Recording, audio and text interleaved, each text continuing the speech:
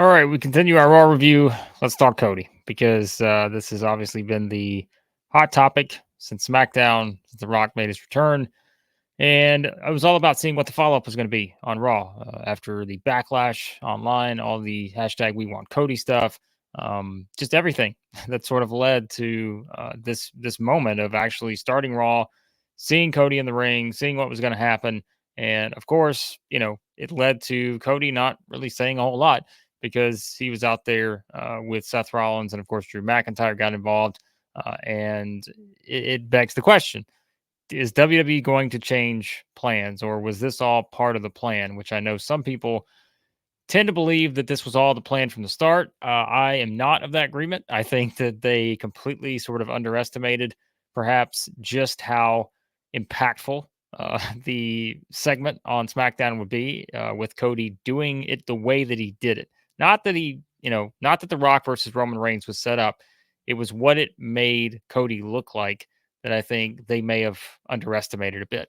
And of course, there are plenty of reports out there you can read about maybe who had a hand in what, who was the person that was ultimately responsible for this decision, how they booked everything, all that other stuff. But the fact remains, we still don't know officially who is going to face who at WrestleMania 40 in Philadelphia. We will know exactly what that's going to be on Thursday at the press conference that they're going to do in Las Vegas.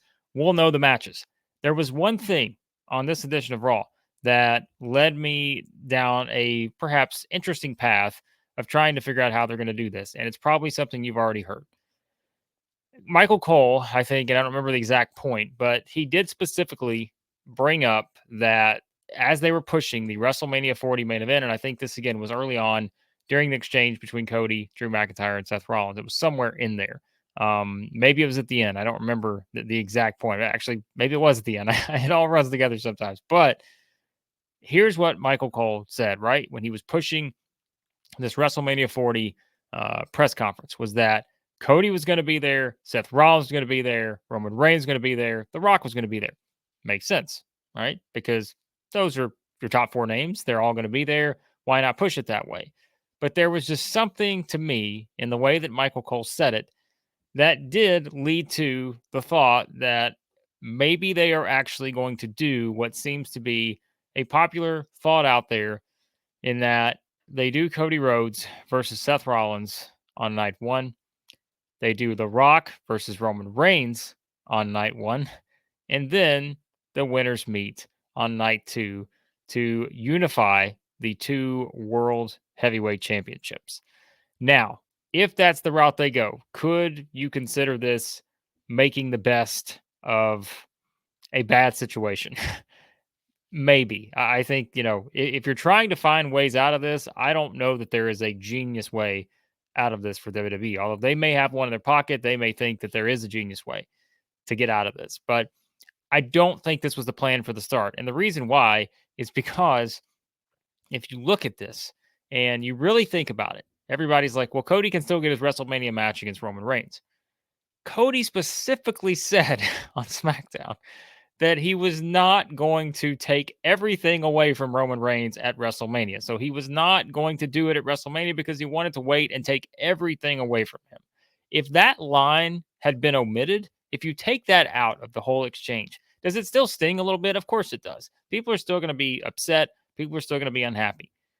But it's the way that they did it. And adding that line in sort of leaves very little room for any sort of doubt as to what direction things are headed in. So perhaps they're backtracking because of that. Because again, I think they put themselves in a corner. If this was the plan from the beginning was to get to The Rock versus Roman Reigns, and to put Cody in a situation where he is challenging Seth Rollins, all that stuff, then they were always going to have challenges in terms of how the fans responded to it. But it's just how they executed it on Friday on SmackDown that just made Cody look like a total fool for even entertaining the idea that he would put all of this work into it, everything he's had to get back to winning a back-to-back Royal Rumble now, like becoming the fourth person to do that with Steve Austin, Hulk Hogan, and Shawn Michaels. And he just decides he's going to step aside for The Rock. Now, of course, you could also say, well, maybe this is all part of this genius plan from Cody Rhodes and The Rock. Maybe, but I don't know how that does them any favors. Like, why are the baby faces that are, kind of aligning together here to come up with this genius plan when Cody himself would look like a hypocrite after saying that he's not facing Roman Reigns at WrestleMania. So maybe they just want you to forget that line. I don't know, but it will be interesting to see if anything has changed since Friday. I would have to believe that it has, because I don't think there was any reason whatsoever that they were going to send The Rock out there last Friday after all the positive reactions The Rock has gotten since he came back these last couple times. And they're going to send him out there to get booed and, just roasted by a crowd. I just don't think so.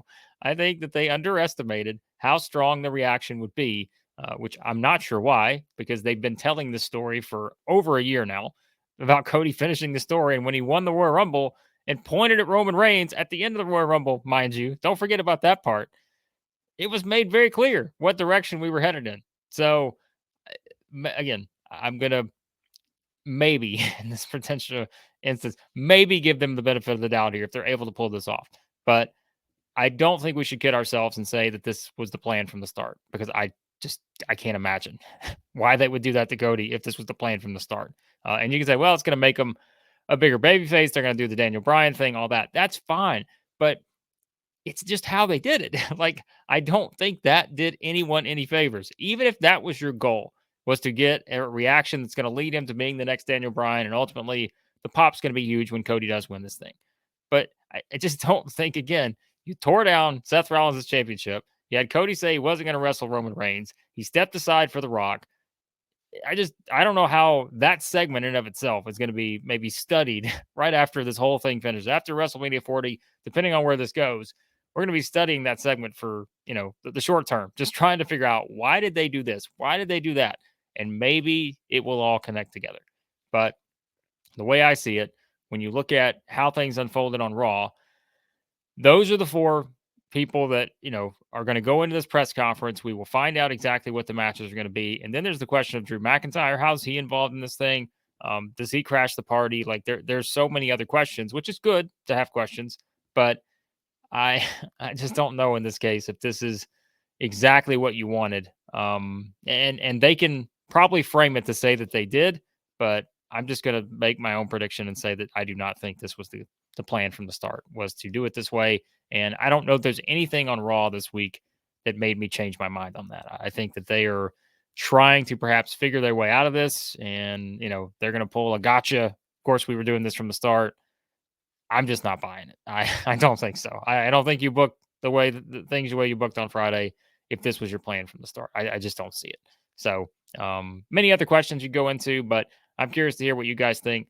What do you believe? What's going to happen in this press conference on Thursday? Are they going to announce the two matches and that's that? The Rock versus Roman Reigns, Cody Rhodes versus Seth Rollins, or do they announce them both and then do the winners face off on night 2?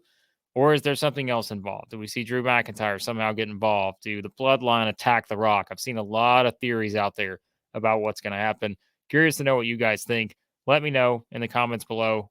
This is certainly something that has taken off, as we know, in the wrestling world, trying to figure out what they're going to do here with Cody Rhodes moving forward. So, again, let me know in the comments. Hit that subscribe button if you don't mind. New channel here. Just having fun chatting wrestling with you guys, and always appreciate the feedback. So thanks for watching, and we'll talk to you again here soon at Wrestling Reaction.